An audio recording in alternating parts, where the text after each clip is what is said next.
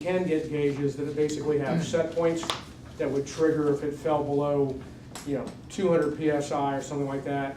That would, make a connection, and as long as it's, wired correctly, would, complete a circuit to let some device know. Now, as far as like radio type, I've never been asked that before. Yeah, I'm talking about internet, type. But is this, you're talking about 2.5 inch like that? Yeah. Is a valve? Yeah. That's what the gauge. that looks pretty big enough for me. I'm happy with that. It's not a miniature gauge. Huh? It's not No, I know it's not. It's not an inch. If you go with a 10,000 psi gauge, it's going to be Graduations your are graduations are I don't have that memorized, but obviously the dial phase versus the max pressure results in the gradient scale, and so it may be every 100 psi. 100, yeah, that's correct. Now, if you go with a 4-inch gauge, of course, I don't have that with me, but there is a direct correlation between that. I actually, a guy is going to look at this and he's going to see it once he understands the scale, he's going to know it by a glance. All right. This is going to be something that people are intimately familiar with. They're intimately familiar. So you look at, this is your motor, this is your engine, whatever. You see how it looks, you look at the gauges. I don't have to know how much gas I have in my gas tank. If I see it, it's way down here, I got to pull in. All right. If it's way over here, I'm pretty good. So I don't need to be, I don't need to focus that much. And so the same thing I believe is true with my maintenance people. If say for instance that this extra needle valve could be a connection to some sort of, maybe more accurate pressure gauge or the like, Transducer. Huh? Some kind of a transducer, pressure, temperature transducer. Possibly, They can go in there. possibly, but I'm trying to guess what this guy's thought process is in developing this. In which case,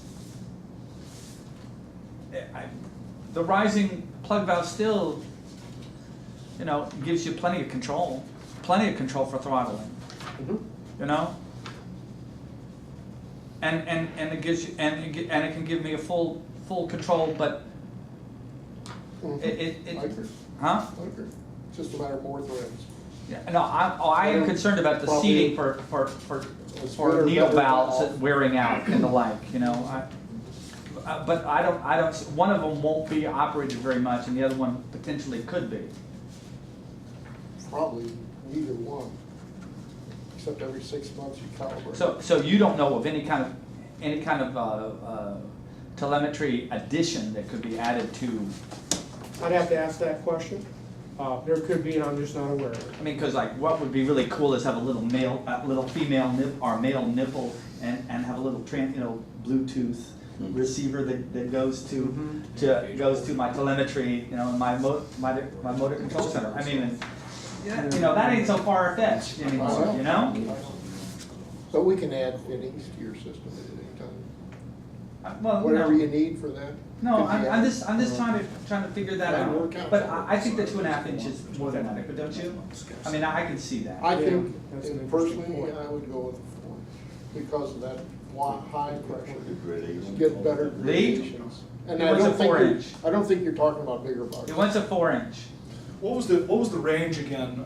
I- Where's that gauge going to be operating at right now? Between 2,000 and 4,500. 6,000 tops would be fine. Okay. I mean, So- is it possible that it could go down to 0? Yeah. Yeah, I need to know At what the the scale. beginning. I need to know what the scale would need to read, 0 to whatever, and then have it reading in the top 60%. 0 to 60, reading at 45, something like that. 0 to So 70. what reading we're at quoting is a 0 to 10,000 right now. Right, I know. Is that good, or do you want He wants 6,000. Here's the deal, there's when you start getting to the bigger upper scales, it goes, 2,000, 3,000, 5,000, 6,000, 10,000, 15. He wants So there's 6,000, and he wants a okay. 4-inch. Okay, 4-inch gauge, 6,000. That's what he PSI. wants, and he's the engineer in this right Okay. now. It's Right Yeah, now. it's not the like, operator, the but that's lower what I end, would want you've to got find out. closer increments. At the upper end, you know, we have a 3,000 PSI gap between, you know, actually more than that. We See, go from it's so easy to 6,000 make him happy, you know? Yes. Now, the 4-inch gauge will, you're right, as long as everything's running right, so like race cars, you know, all the gaugers are set up, so if it's running right, the guy looks down and everything's pointing up. No, absolutely, You know? absolutely. So, is there any specific, you know, maintenance activity? I mean, as far as these ball valves are concerned? This, Yeah, this what are we talking about the life of these ball valves? I mean, this polyethylene, I mean, and what effect is that, all right, now, remember, we have crazy temperature issues here, you know? The Joule-Thomson effect with gas, you know, I'm not concerned about heat, I'm talking about freezing. Yeah, absolutely. I mean, well, these are going to be frosty. I mean, real frosty. Because I'm going to drop from 45 down to 2,000, and in doing that, I'm going to create frost. Yeah. And that's another issue here. The question comes down to is what potential impact are we going to, what liability are we offering in terms of the Joule effect on this tubing that's going to be in your tray? Do you understand where I'm coming from now? You're talking thermal expansion? No, I'm not talking about thermal. I'm talking about when you drop pressure in a gas, the Joule-Thomson effect drops the temperature freezes, and so what you have is you have frostbite on a sunny day. You know, when somebody grabs it, they could get the hand stuck. You know, I mean, because you think it's hot. Now, I know we didn't see that problem, but we're going to have that problem on all the piping between that's going to be exposed between my cascade and my priority panel, and between the priority panel and my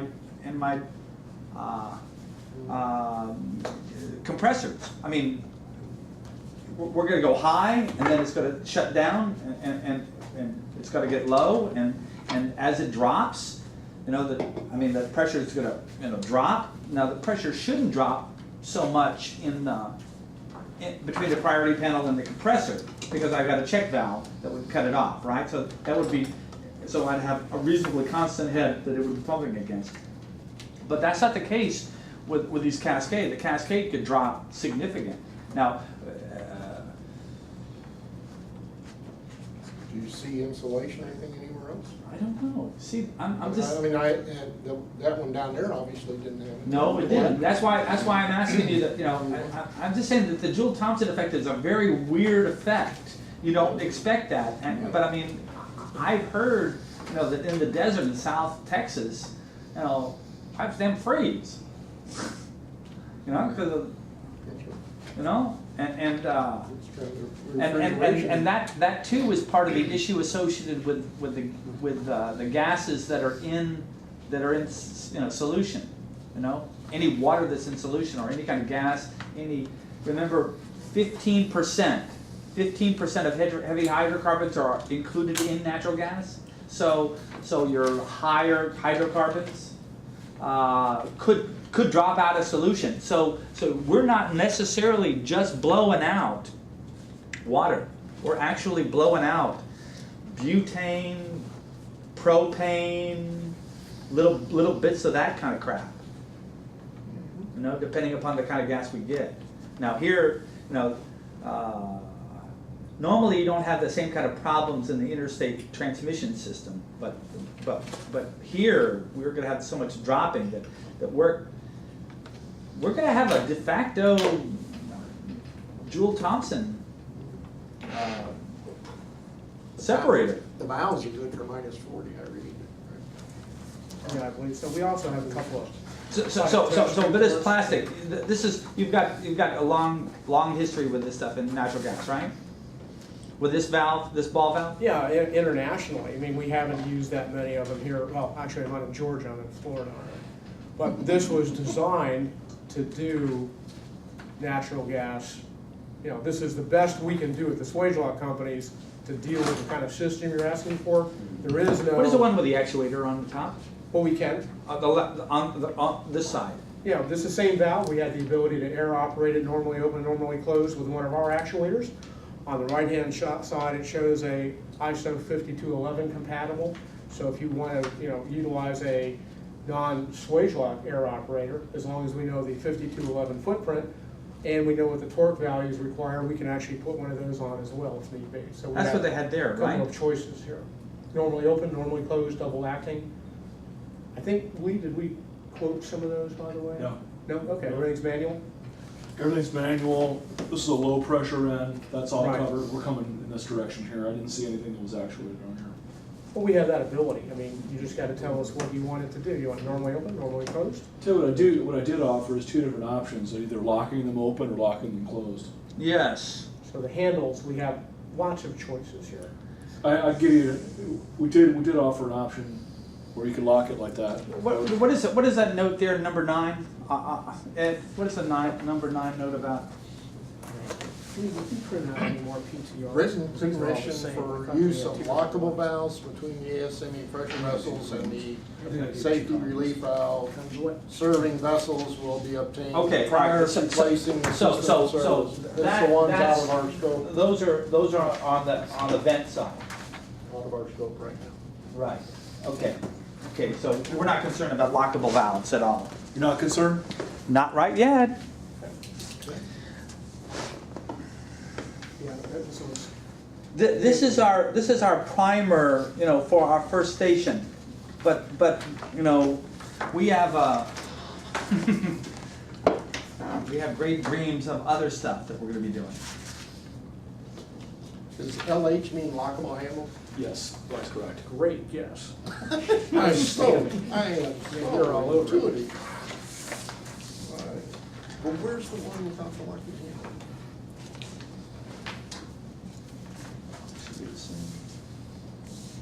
Yeah. Well, that's a copy of the same quote. Yeah. Right.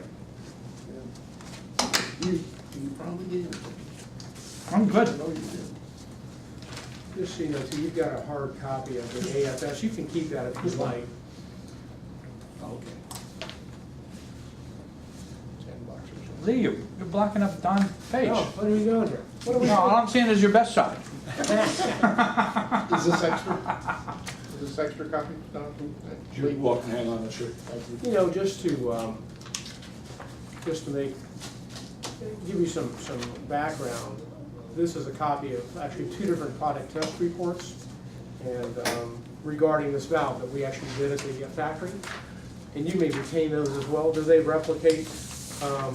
They're on that stick I gave you too.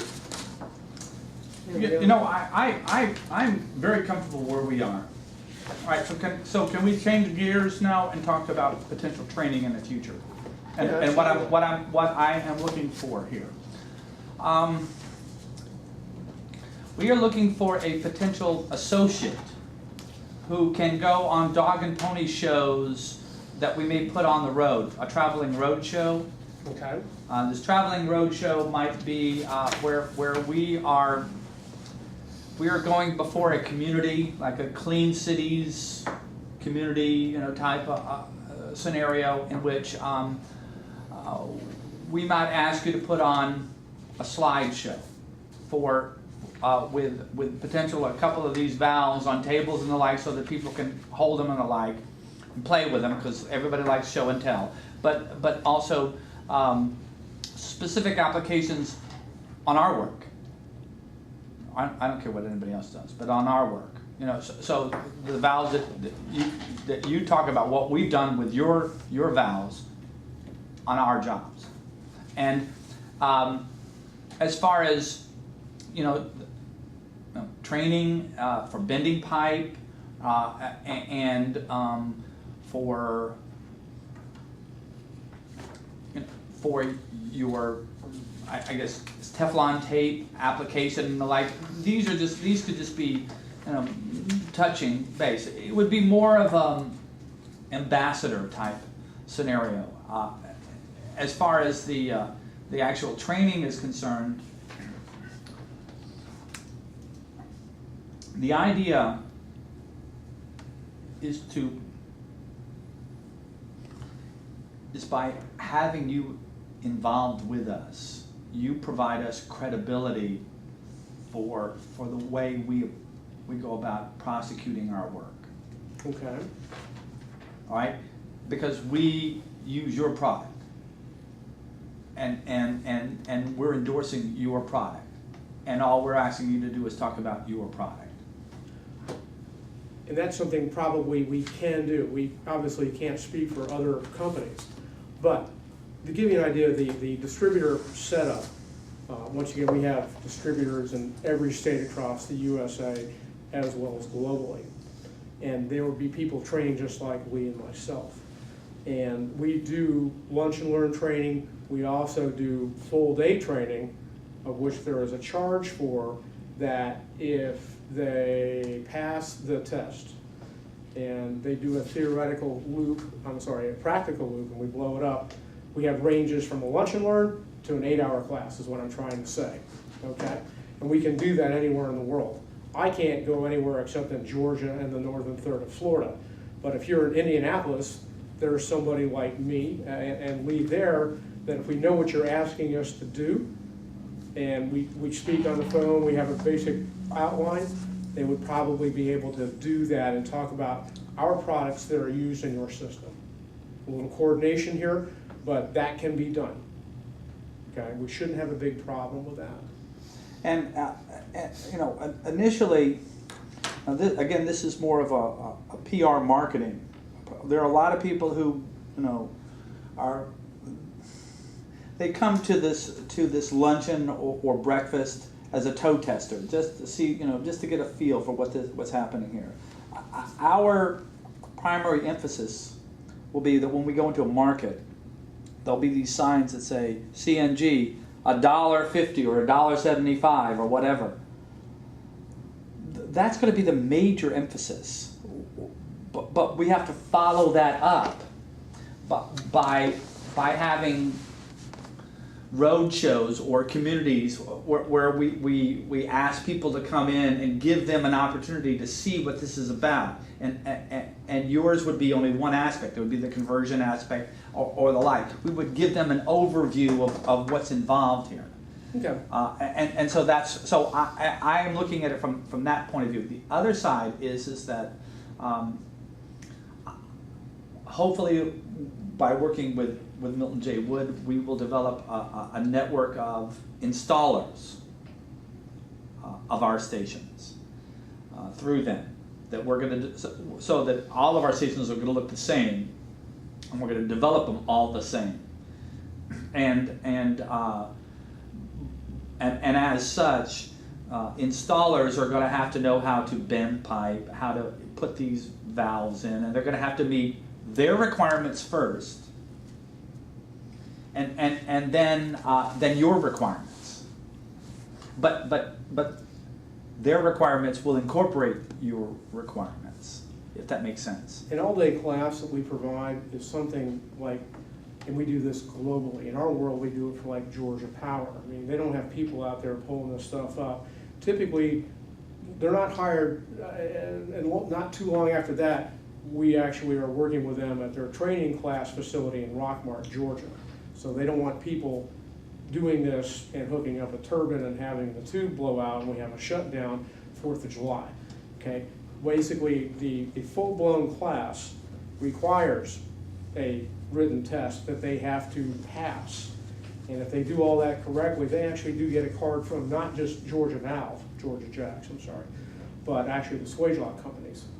And there's a fair amount of, there's a booklet, I have all that stuff with me in case you want to take a look. But they have to have the ability to pass the test on how to make it the fitting. So this would be a sort of certification test, and we could call it, we could de facto call this a certification test. Swagelok certified installers. There it is, they will build a loop like that. That won't have beds in it totally like that because it's been around for a while. Put big valves on top of it, you bend the tubing. We talk about that too. You shouldn't put the tubing in an area you can bend it. But Shows the tubing will go before the fittings will. And It's is that installed. a- Oh, okay. That's a national registry, you can pull it up anywhere and get the guys' names that have gone through it. well, as a matter of fact, we could do that. In this case, it's Oh, me. you could. That's you. Okay? All right? It's so easy, even a salesman can do it. But through classes like that, we have a couple of like testimonials too, that basically this gentleman here went on record, basically, we do a tremendous amount of work with the petrochem world, obviously, the Exxons and Mobils of the world. And here's where we actually help a customer. They did over 10,000 fittings without a single leak. Well, now let me offer It this can one be more done. option here. It is our intention, if it's at all possible, to work wherever we can with local distribution companies. Okay. Now, I've recently discovered that, and this is an assumption on my part, but there are certain LDCs that cannot provide pressure heads above 5 or 10 pounds. Like there's one LDC in North Carolina, actually there's 2 of them, but there's also one in Orlando that can't guarantee more than 5 pounds of pressure on their system. And you can hardly operate any kind of compressor on that. And the problem, obviously, is that their systems leak. All right? And anytime you walk around any of their piping, they leak. Now, the funny part about gas people is that our client here is a local LDC. They don't want to deal with high pressure gas. Okay. Right? I don't know what, there is this great fear of boom. There is a real great fear of boom. And I think that great fear is also within the public's mind. What I want to try to do as part of this training program, this dog and pony show that we take it out on the road, is to calm the fears of any boom. All right, through a proper certification and training program, through professionalism associated with the construction, but also with maintenance techniques that also are tied to my installers. My installers, I also want to be the ones who maintain the systems that they install, because they know where all the buried treasure is, they know where all the skeletons are, as it were. It also gives them a continuous flow of income, and that's important for our associates, because like if it's just one time, it's not necessarily as attractive. All right, if they're into this with the overall maintenance contract, then I'm going to probably get a better price for my installation, because maintenance is going to subsidize it. The U.S. government does that all the time. They call it the deficit. But Yeah. but I'm not trying to go to that extreme. But if you want to see where I'm coming from. And that's an interesting proposition that you bring to the table for your customer. I know we can probably help by, I assure you, we can teach people how to do this, and if they follow the rules and they follow the guidelines, we can provide Hello? results like this, and we do it all the time. Okay? I'm sorry, this is Jim Quinna. That's also on his memory stick. That's right. Testimonial. I'm sorry, you're looking for It's shaped like a Swagelok fitting. There's a cap for it. Slot. Thomas George. There's the Thomas George. That's cool. You'll see that testimonial. Yeah. I am Jim. I'll give you guys something else here too that might need some help. So frankly, it doesn't Just gotta be appear. careful not to twist the Yes, cap I off. know. Twist the Yeah. cap, yeah, people, yeah. When you can't sleep at night, go ahead and keep on to this as well. I don't feel that. You guys can share that one, I don't have another one. I don't feel that our credibility is being questioned necessarily, but I brought material to put people at ease a little bit. This is something called F-1387, and it's the nav seat test, which is witnessed by the Navy. They do all kinds of really bad things to our fittings, okay? And because we're the only person to have ever passed the test, the only company to have done that with the Navy witnessing it, we are the sole supplier of mechanically attached fittings, MAFs, for surface fleet ships for the Navy. And that gives you an idea of the test that goes behind it. Although we did a lot of testing, keep in mind, this is all under lab conditions. This is something called the product test report booklet, and it'll give you some idea of how we test our fittings. We just don't say, yeah, they work really well, take our word for it. This gives you the background on testing regarding elevated temperature, rotary deflection, tensile pull, but you can see some of the extent that we go to. You can keep on to that. I wouldn't mind getting it back if there's a way to do that, because I don't have lots of them. But that'll give you some idea of what we do at the Swagelok companies to, you know, basically back up our claims. You know, of course, a facility like a power plant, that's the greatest place, because they already have thousands of fittings in use every day, and that's the best way to test it with real-life conditions, not lab conditions, which this book does show lab conditions, but at least we've made an effort to do what we can here to kind of back up what we say. I don't need EV money. Okay. Just to give you an idea, there is, They want to keep it for. you know, we got, you know, we've been doing this a long time. Yeah, me too. We've been making fittings since 1947, and it's flattering that so many people try to copy what it is we do. My first 20 years or so have been on the West Coast and paper. Sorry, mills, guys. And they wouldn't allow, you couldn't even talk about Parker or anybody like that. It was Swagelok for 20 years. So, you know, as far as the training is concerned, specific clients, you know, we might, I'm more concerned about training, you know, specific installers to do it one way everywhere, all right, everywhere. Now, and that's kind of what I'm going to put in their bailiwick. But you know, we want to have a standardized Coca-Cola. You know, Coca-Cola is everywhere in the world, it tastes the same, but the water is different. Why is that? You know? Well, they standardize the water. You know? Sure. Well, I want to standardize the water here. I want to make it the same everywhere, so that there is a certain freedom, if they want to, of where they want to live. Because I don't care where people live. But if they want to live here and then get the same job here, I don't care, because it could be the same. Hopefully, we're going to have the same business, and that's the kind of business that we want to try to develop. Is that kind of, you know, freedom. But I also want a very high level of competency, and written certifications is important to me. And I want to be able to have somebody, you know, on their resume have, you know, Swagelok certification. And now the question comes down to, is there continuing education? As a matter of fact, there is. Now, let me state one thing here, and that is the fully certified class, which there is a cost for, is typically an 8-hour class. The test that we give for that is the same test whether you're in New York, California, Kansas, Australia. Excellent. Okay? And basically, whatever that certification we give, it's the same test wherever you go to a Swagelok distributor on the planet. Now, regarding continuing education, we can always do a refresher along the way. But if you're looking for a more rounding of the education too, we actually have a Swagelok University program where, for a fee, you can access certain classes regarding how high-pressure valves work, how, you know, learning more about pipe threads and things like that. So there could be a continuing education through the Swagelok University. That's another way to look at this, perhaps. So certainly that's an option. At a bare minimum, I would want them to retake the test every 2 years, you know, so that they didn't forget anything.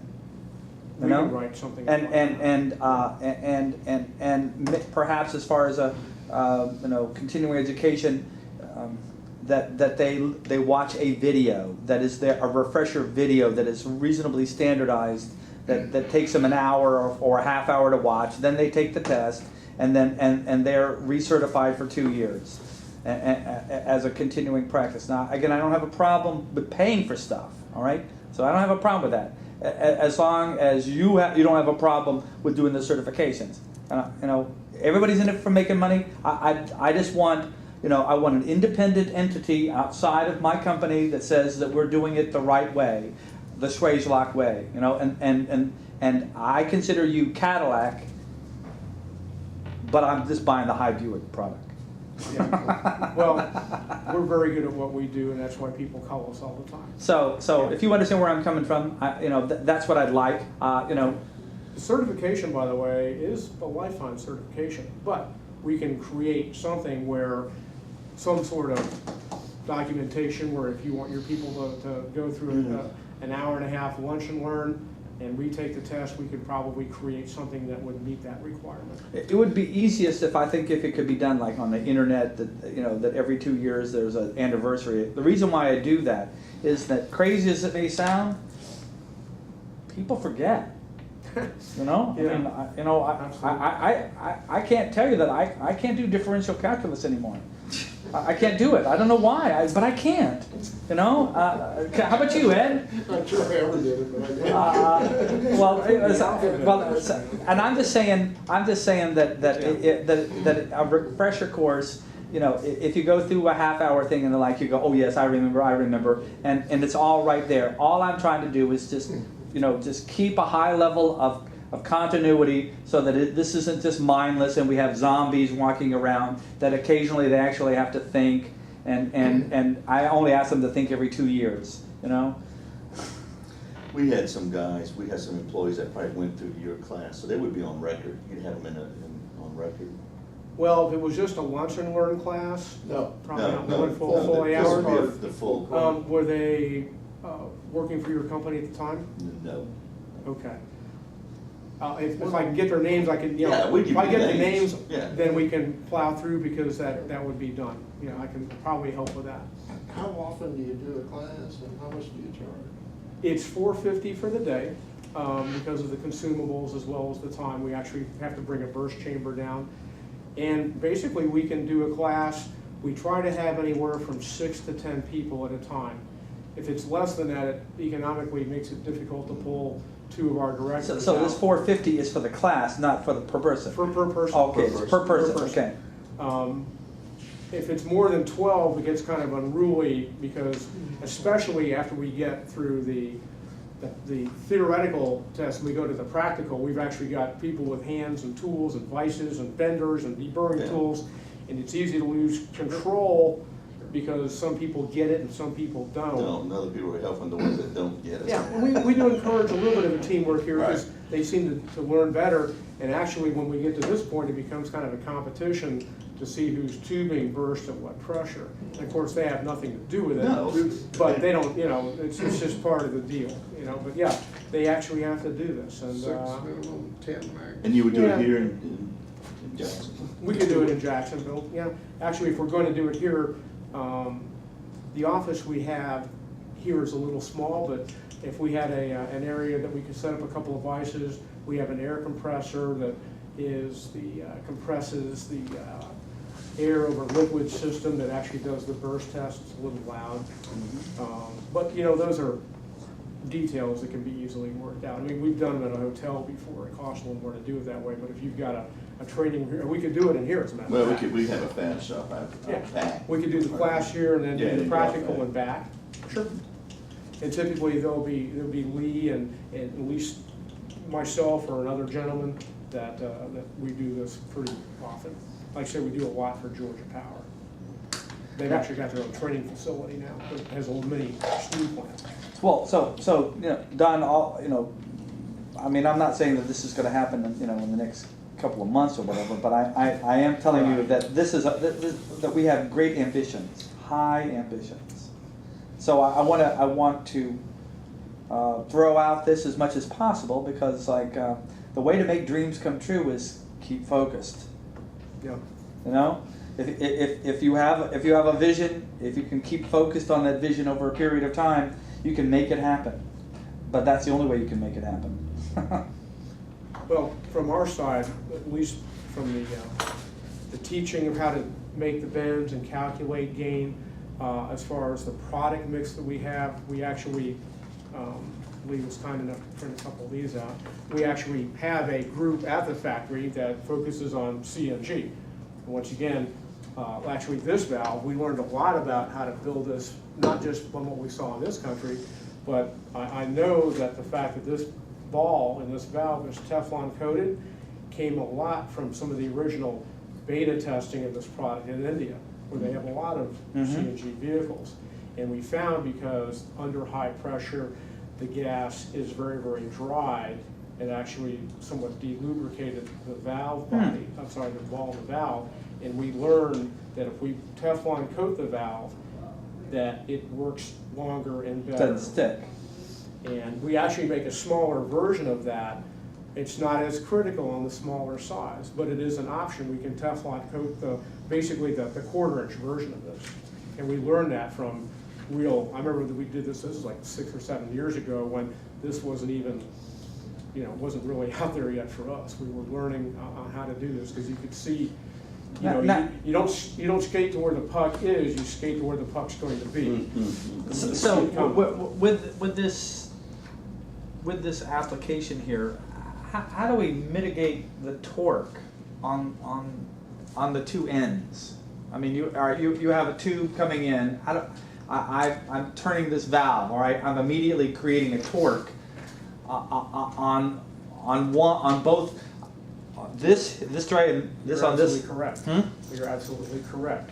And we just had a class earlier today, and I had one in Savannah, where anytime you have a valve or a filter, you always want to try to support the valve and run the tubing to it. Now, this valve actually already has integral to the design a panel mount nut. And so therefore, we should be using some sort of bracketry to hold the valve, so when you do turn the handle, we're not side loading the tubing going into the end of this. Yes, but I don't think one unit strut will do it. Do you think? Well, these valves are made so you can turn them easily under pressure. Well, I'm not concerned so much about. Okay. Yeah, But it did, we didn't. may I? Sure, absolutely. It felt as if that there is a little bit of resistance, as it were, and as such that if I'm not holding this, if I'm not holding it, then something else is going to have to hold it, and that torque, that twist, whatever is holding this so we're going to have to support every one of these aspects. In a perfect world, we always ask you to support Can you tell me who the local guy is in Buffalo? Yes. Yeah, we'll be able to get, it's actually Western New York, valve and fitting, or Western New York. I need for you to email me that so that I can so that we can. It's our supplier might use somebody else, and that's okay, but that isn't okay. Okay.